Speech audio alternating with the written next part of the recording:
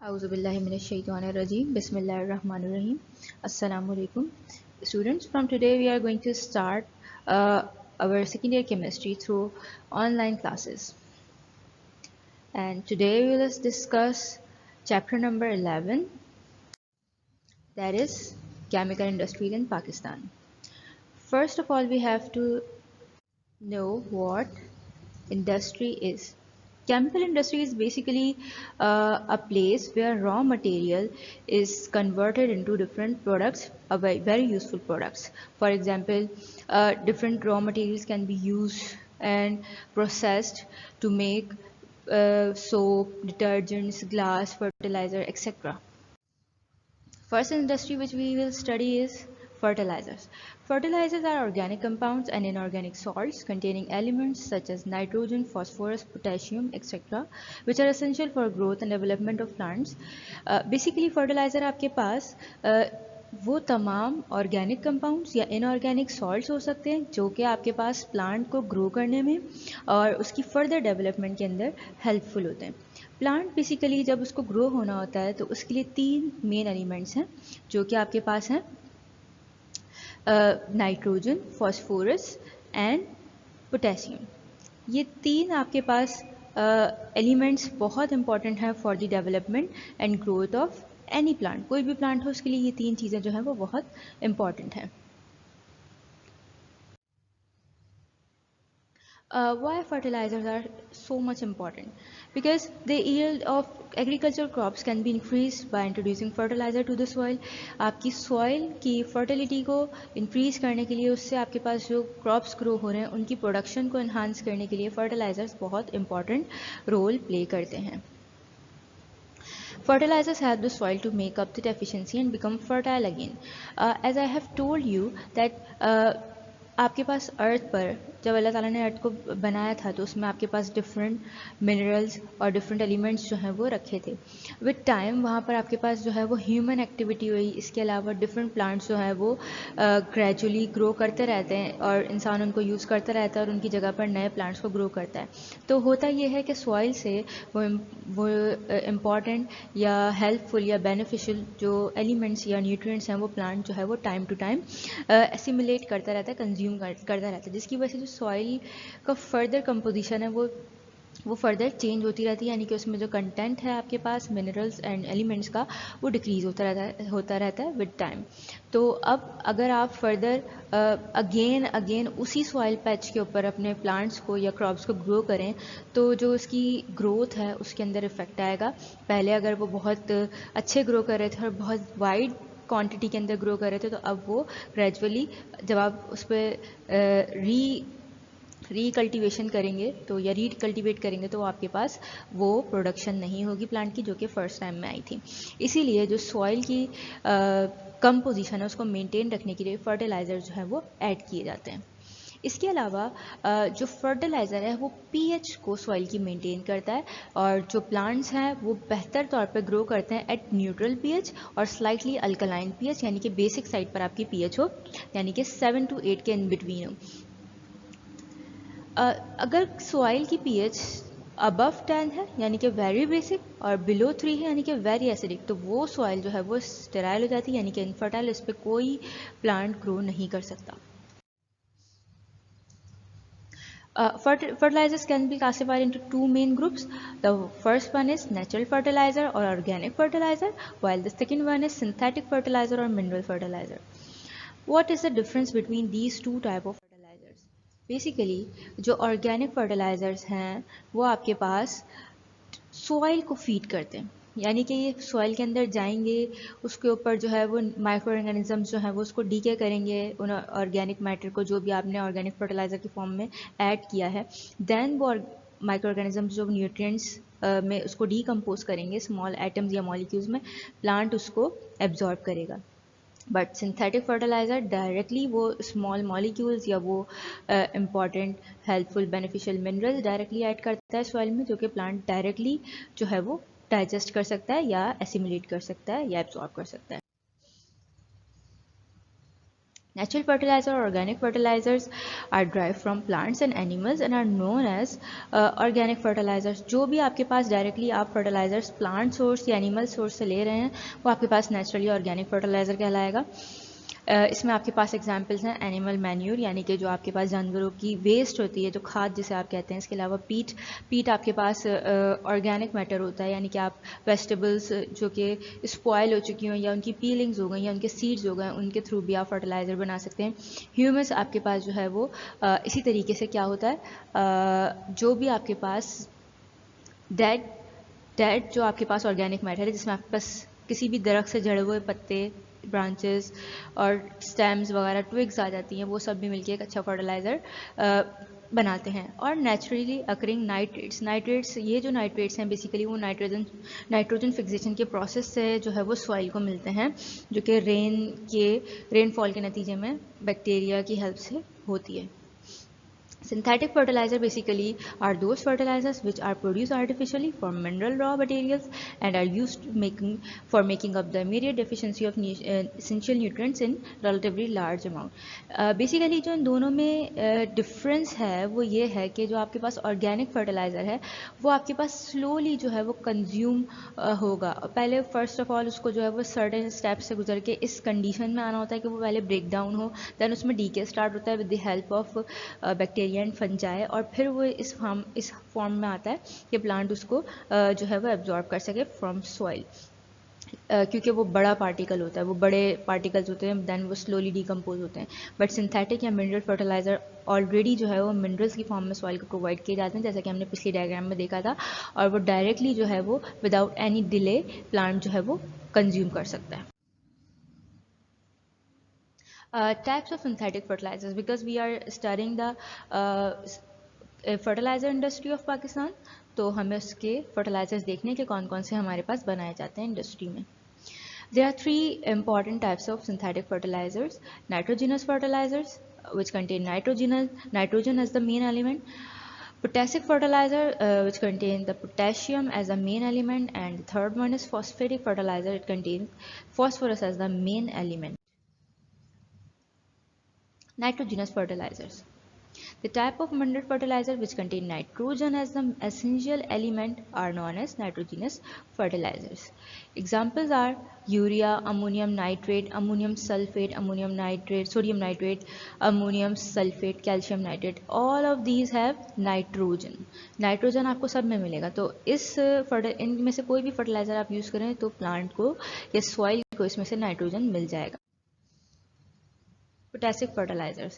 The type of mineral fertilizer which contains potassium as an essential element. Examples include chai, saltpeter, ये common name है potassium nitrate का, जिसका formula है KNO3, potassium sulfate and potassium chloride. इन तीनों में अगर आप देखें तो आपके पास potassium जो है वो K यानी कि मौजूद है, and it can be transferred to soil and digested by plant easily. Phosphatic fertilizers are the mineral fertilizers which contain phosphorus as an essential element. Examples include superphosphate or calcium superphosphate. The mixture of primary phosphate, that is calcium dihydrogen phosphate, and gypsum is known as superphosphate. Triple phosphate can be obtained by decomposing phosphorite or rock phosphate with phosphoric acid according to this equation. Important fertilizer factories of Pakistan includes TSF plant and Euro fertilizer plant Hazara, फौजी urea complex Sadiqabad, urea plant Mirpur Mathelo. ये आपके पास कुछ important industries हैं जो कि पाकिस्तान में fertiliser को सिंथेसाइज़ करती हैं. इसके अलावा भी बहुत सारी दूसरी इंडस्ट्रीज़ हैं, लाइक एंग्रो फर्टिलाइज़र्स होगा. ये तमाम आपके पास जो है वो फर्टिलाइज़र्स जो है वो सिंथेसाइज़ करती हैं. अच्छा, फर्टिलाइज़र से रिलेटेड आपके पास यूजुअली एग्ज़ाम में शॉर्ट नोट पूछ लेते हैं. उसमें आपको फर्टिलाइज़र्स क्या होते हैं, वाई दे आर इम्पॉर्टेंट, कितने टाइप्स के होते हैं, और कौन सी केमिकल इंडस्ट्रीज़ हैं जो कि आपके पास पाकिस्तान में फर्टिलाइज़र्स को सिंथेसाइज़ कर रही हैं, उन सब की डिटेल्स देनी होती हैं. Okay, let's move towards another industry, that is detergents. What are detergents?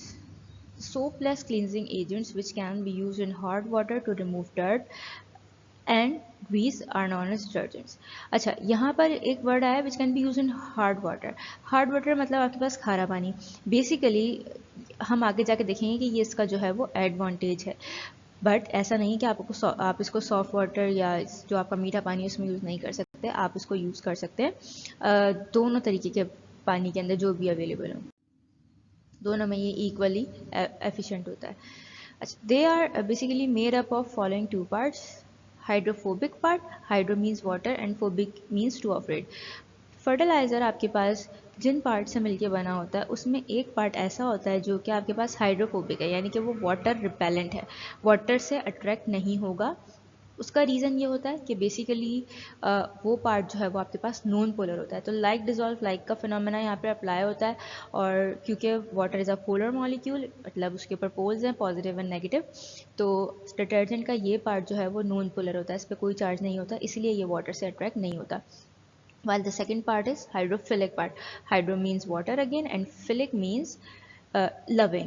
तो सेकेंड पार्ट जो इसका है वो आपके पास बेसिकली हाइड्रोफिलिक है, यानी कि वाटर लविंग पार्ट है।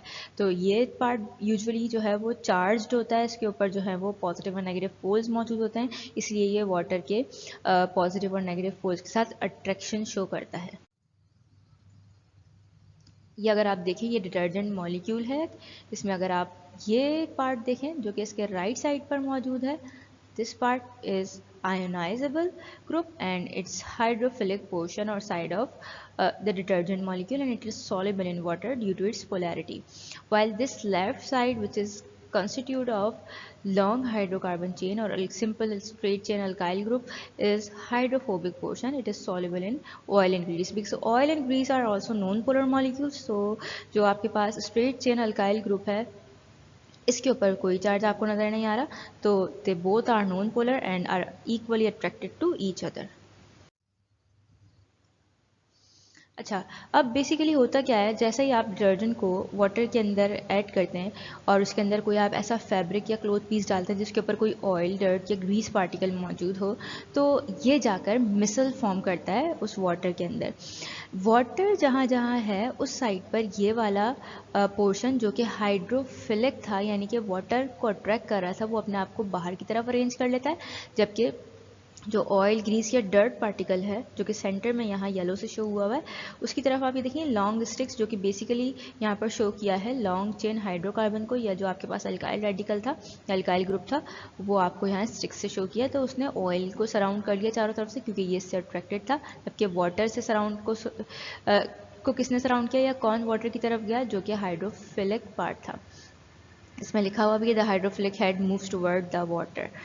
जो हाइड्रोफिलिक पार्ट है वो वाटर की तरफ मूव हुआ है, और जो हाइड्रोफिलिक है वो अंदर की तरफ छुप गया ताकि वो वाटर से अपने आप को बचा सके, उससे वो अट्रैक्ट नहीं हो रहा, उसको रिपेल कर रहा है।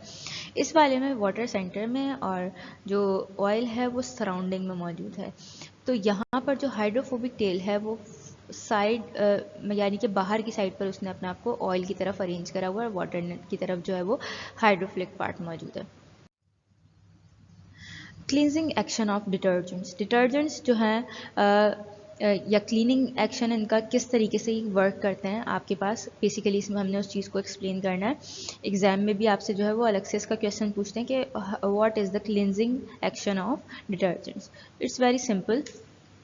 The hydrophobic part of detergent readily dissolves in grease or oil droplets of cloth, both being non-polar, and hydrophilic part of the detergent dissolves in water, both being polar, so that slight agitation removes the grease or oil and it is carried away with the water along with dirt.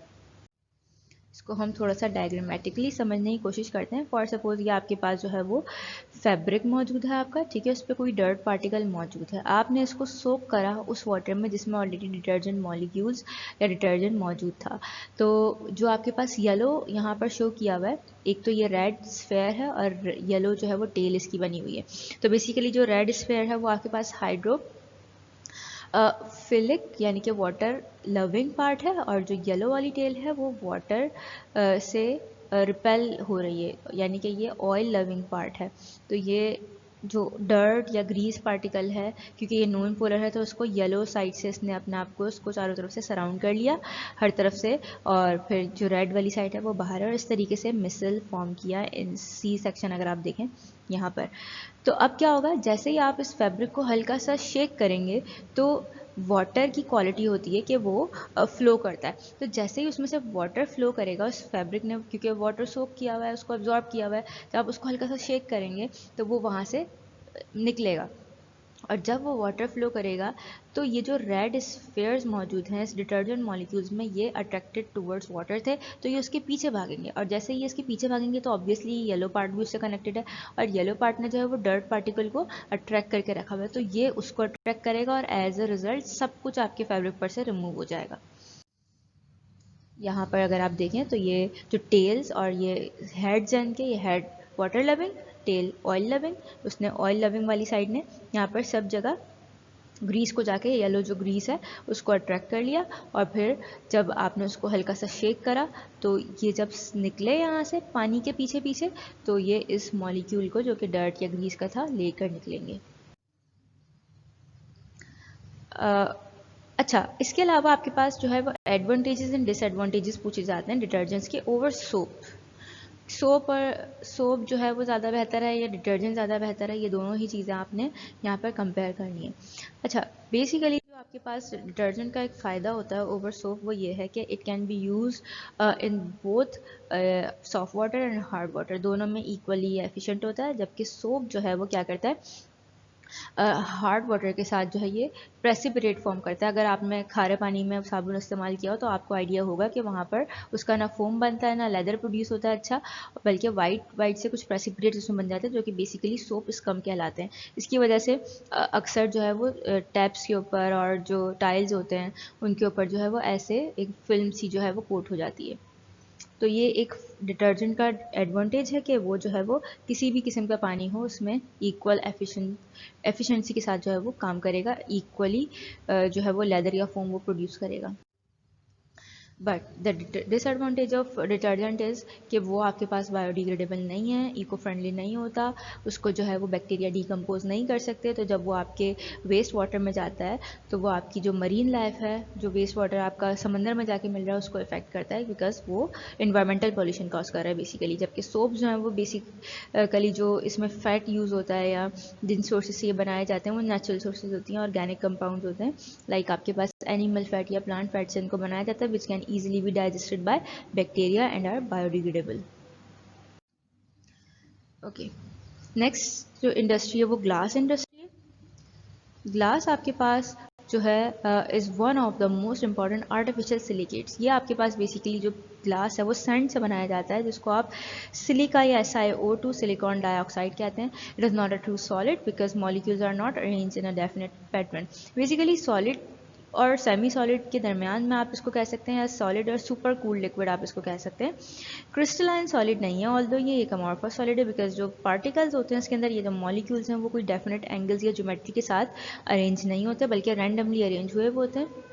जो कि basically हम करते क्या है, इसको बनाते ऐसे हैं कि हम जो भी कंपाउंड जिससे आप इसको बना रहे हैं उसको सैंड के साथ फ्यूज़ करते हैं, यानी कि मेल्ट करके सॉलिडिफाई कर लेते हैं।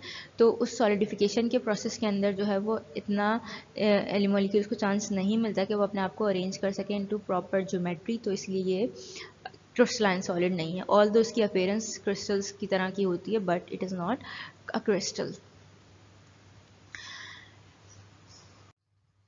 Types of glass, there are different types of glass, मतलब वेराइटी में आपको ग्लास अवेलेबल है, और डिपेंड करता है कि वो लो क्वालिटी है, हाई क्वालिटी है, या उसकी मॉडरेट सी क्वालिटी है, उसी हिसाब से उसकी जो रेट्स है या प्राइस है उसमें डिफरेंस होता है। ऑर्डिनरी ग्लास और सोडा ग्लास, बेसिकली ये जो है वो आपके पास है मिक्सचर ऑफ सोडियम सिलिकेट, यानी कि सोडियम और सिलिका का कॉम्बिनेशन, या कैल्शियम सिलिकेट हो सकता है, यानी कि कैल्शियम और सिलिका का कॉम्बिनेशन। और ये प्रोड्यूस कैसे होता है कि आप उस सोडा, यानी कि जो आपके पास सोडियम कार्बोनेट है, उसको आप सिंपल या आप सोडियम जो आपके पास कैल्शियम कार्बोनेट है उनको आप सिलिका के साथ फ्यूज़ कर दें एट 1400 डिग्री सेंटीग्रेड, यानी कि इतने टेम्परेचर पर जब आप सैंड और सोडियम सिलिकेट को सोडियम कार्बोनेट को जब आप मिक्स करेंगे और टेम्परेचर इतना प्रोवाइड करेंगे तो वो लिक्विड फॉर्म में कन्वर्ट हो जाएंगे, दैन उनको सॉलिडिफाई कर लिया जाता है। अकॉर्डिंग टू दीज इक्वेशन ये बनते हैं कि सोडियम कार्बोनेट प्लस SiO2, तो ये आपके पास सोडियम सिलिकेट बन गया और आपके पास कार्बन डाइऑक्साइड गैस रिलीज होती है यहाँ पर। सिमिलरली अगर कैल्शियम कार्बोनेट आपने यूज़ किया है तो यहाँ पर आपके पास कैल्शियम सिलिकेट बनता है और कार्बन डाइऑक्साइड गैस रिलीज होती है। बिकॉज आपके पास कार्बोनेट जहाँ भी होगा तो वो मोस्टली उसमें जो है वो कार्बन डाइऑक्साइड गैस इवॉल्व होती है उस रिएक्शन के अंदर। Okay, this is basically an example of ordinary glass. Second type is refractory potassium glass. It's very simple. यहाँ पर आपके पास जो है वो ये बेसिकली पोटैश या पोटेशियम कार्बोनेट से जो है वो ऑब्टेन किया जाता है। सिंपल यहाँ पर जो है वो आप instead of sodium carbonate and calcium carbonate potassium carbonate को यूज़ करते हैं और वही सिलिका के साथ उसको फ्यूज़ करवा लेते हैं। It is use for making chemical glassware. ये जो है वो आपके पास जो ऑपरेटर्स आप लेबॉर्ट्रीज के अंदर या इंडस्ट्रीज़ में यूज़ करते हैं उसकी मैन्युफैक्चरिंग में इन्वॉल्व है। ये कुछ आपके पास केमिकल ग्लासवेयर है। Pyrex glass. Pyrex glass is a borosilicate mixture which is produced by using boron oxide in place of some of silica। अच्छा, जहाँ पर हम सिलिका SiO2 यूज़ कर रहे थे उसके जगह अगर हम बोरोन ऑक्साइड यूज़ कर लें तो आपके पास जो ग्लास बनता है वो पायरेक्स ग्लास कहलाता है। ये जो है वो sudden changes of in temperature को जो है वो बेयर कर सकता है। मतलब अगर टेम्परेचर सडनली जो है वो हाई हो जाए, राइज हो जाए बाय मिस्टेक एक्सीडेंटली, अगर आप उसको फॉर एग्जांपल हीट कर रहे हैं पायरेक्स ग्लास में, कोई भी आपका लिक्विड है, कोई भी सॉलिड है, किसी भी चीज़ को आप हीट कर रहे हैं, सडनली जो है वो टेम्परेचर राइज हो जाए एक्सीडेंटली और आपने जो है वो डेलिबरेटली करा हो चाहे तो, लेकिन वो उसको बेयर कर लेगा। ऐसा नहीं है कि आपने टेम्परेचर बढ़ाया तो वो बर्स्ट हो जाए या ब्रेक हो जाए। तो ये इसका एक फ़ायदा है। ये बेसिकली ऐसे करता है कि इसका जो कोफिशिएंट ऑफ लीनियर एक्सपेंशन है वो बहुत जो है वो एक्सपेंड बहुत ज़्यादा हो जाता है। ये मतलब जब ये हीट होता है तो ये अपने आप को एक्सपेंड कर लेता है और एक्सपेंशन के थ्रू जो है वो उस टेम्परेचर को बेयर करता है। ये जो है वो आपके पास ग्लासवेयर बनाने में भी यूज़ होता है। जो आपका प्राइमरी ग्लासवेयर है, यानी कि आपके पास जो हाई क्वालिटी का स्टैंडर्ड ग्लासवेयर जो आप लेबॉर्ट्रीज़ या इंडस्ट्रीज़ में यूज़ करते हैं, क्योंकि आप अच्छी क्वालिटी का यूज़ कर रहे हैं, महंगा वाला एक्सपेंसिव होता है ये थोड़ा, तो आपको ये फ़ायदा है कि इसमें जो है वो टेम्परेचर की एक अच्छी खासी रेंज आपको मिल जाती है कि आप इतने टेम्परेचर तक जो है वो इसको प्रोवाइड कर सकते हैं और इसमें जो भी आप चीज़ लिक्विड या सॉलिड हीट कर रहे हैं आप ईजिली उसको कर सकते हैं बगैर इस चीज़ के लिए कॉन्शियस हुए कि ये ब्रेक ना हो जाए। इसके अलावा इससे डिशेस भी बनती हैं जो कि बेसिकली आप अवन वगैरह के अंदर यूज़ कर सकते हैं, क्योंकि वहाँ भी अक्सर आप जो है वो हाई टेम्परेचर पर हीटिंग कर रहे होते हैं। अनदर एग्जाम्पल और another type is coloured glass. It is use basically for decorative purpose, ये खूबसूरत बनाने के लिए इसको इस्तेमाल करते हैं। और ये जो है सिंपल, इसके अंदर आप ऑर्डनरी ग्लास के अंदर अगर कोई ट्रांजिशन मेटल ऑक्साइड यानी कि डी ब्लॉक एलिमेंट्स जिनकी प्रॉपर्टी होती है कि वो कलर कंपाउंड्स फॉर्म करते हैं वो ऐड करते हैं, तो आपका जो ग्लास है वो कलर्ड होगा। For example, copper oxide gives light blue color to the glass, cobalt oxide gives dark blue color, while chromium oxide gives green color, and the selenium oxide and zinc oxide give red color to the glass. Here is an example in which a building is in a building colored glass is used. Etching. Etching is a process of making designs on glass. Basically हम certain acids को like so nitric acid HNO3 को use करके glass पर different designs को curve या H कर सकते हैं। कटिंग्स आपने देखी होंगी, ग्लास में अक्सर कट्स होते हैं जो कि उसको ब्यूटीफाई करने के लिए बनाए जाते हैं, डिज़ाइनिंग के लिए, डेकोरेटिव पर्पज़ के लिए, तो वो एचिंग का प्रोसेस कहलाता है। इस पर आपके पास जो है वो एसिड्स यूज़ होते हैं to cut the glass. Important glass factories जो पाकिस्तान में हैं उनमें आपके पास इंडस ग्लास वर्क्स है, स्ट्रोनासिक है, ख्वाजा ग्लास वर्क्स वगैरह। क्लास पर भी यूजुअली आपके पास जो है वो शॉर्ट नोट टाइप क्वेश्चन आता है। थर्ड जो आपके पास है इंडस्ट्री वो है सिंथेटिक फाइबर, जो कि रेयॉन कहलाता है। अच्छा, synthetic fibers basically the man-made polymers which consist of macromolecules formed by linking together many smaller units called monomers. ये आपके पास एग्जाम्पल है सिंथेटिक फाइबर की, रेयॉन। इसको जो है फ्रेंच साइंटिस्ट चार्डोनेट ने डिस्कवर किया था। ऐसे डिस्कवर किया था उन्होंने कि ये जो है वो काम कर रहे थे भाई मलबरी प्लांट डिजीज़ के ऊपर। वहाँ उन्होंने ऑब्जर्व किया जो सिल्क वर्म है वो क्या करता था कि वो सेलुलोज यानी कि लीव्स को प्लांट की ईट करता था और जो उसको वेस्ट प्रोडक्ट जो उसका वो बनाता था वाइट कलर का जो है वो सेमी सॉलिड सा एक लिक्विड होता था, और जैसे ही वो थिन फिलामेंट्स में वो उसको रिलीज़ करता था, जैसे ही वो एयर के कांटेक्ट में आता था वो सॉलिडिफाई हो जाता था, जिसको आप फर्दर वीविंग के थ्रू जो है वो सिल्क के अंदर कन्वर्ट कर सकते हैं जो कि आपके पास नेचुरल सिल्क होता है। Synthetic fibre which are manufacture from cellulose are known as rayon. अगर आप सिंथेटिक फाइबर को उसी सेलुलोज से को ट्रीट करके प्रोसेस करके इंडस्ट्रियल लेवल पे प्रिपेयर करें तो वो रेयन आपके पास बन जाता है। इसकी कुछ एग्जांपल्स हैं जिसमें आपके पास cellulose acetate, nitrocellulose and cupra silk, viscose rayon वगैरह आ जाते हैं। ये आपके पास वही सिल्क वॉर्म है जो कि प्रेडेटर से बेसिकली अपने आप को प्रोटेक्ट करने के लिए अपने अराउंड इस तरीके से जो है वो सिल्क बनाता है, या आप कह लीजिए फिलामेंट्स बनाता है, जो कि आप सिल्क के तौर पर बाद में यूज़ कर सकते हैं।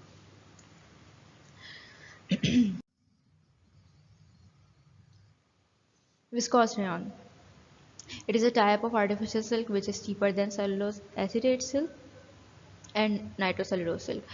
Viscose rayon is manufactured from cellulose when it is digested with sodium hydroxide. इसको जो है वो डिज़ोल्व कर लेते हैं सेलुलोज को बेसिकली सोडियम हाइड्रोक्साइड के अंदर, और जब कार्बन डाइसल्फाइड इसमें से पास करवाई जाती है तो यहाँ पर सेलुलोज ज़ैंथेट का एक सोल्यूशन या मिक्सचर जो है वो फॉर्म होता है, जो कि बहुत थिक होता है। या आपके पास सेलुलोज है, इसमें आर जो है वो बेसिकली कुछ भी हो सकता है, और ये आपके पास सेलुलोज का बेसिकली होगा वो आर जो ग्रुप है। कार्बन डाइसल्फाइड और सोडियम हाइड्रोक्साइड है, जब आप इसका रिएक्शन होता है साथ में तो विस्कोस रेयन आपके पास बन जाता है, वाटर मॉलिक्यूल यहाँ एलिमिनेट होता है। अच्छा, यहाँ पर viscose solution that is viscose rayon is forced through spinnerets into H2SO4 bath where cellulose is precipitated as fine threads। अच्छा, करते क्या है कि जो विस्कोस रेयन यहाँ पर आपके पास बना है, इसको स्पिनरेट्स बेसिकली बड़े बड़े से स्ट्रेनर्स होते हैं, द स्मॉल टाइनी होल्स, जिसमें से आप फोर्सफुली थिक से जो विस्कोस रेयन बना है उसको फोर्सफुली पास करवाते हैं into sulphuric acid bath. Sulphuric acid मौजूद होता है जहाँ पर जाके वो फाइन थ्रेड्स में कन्वर्ट हो जाता है।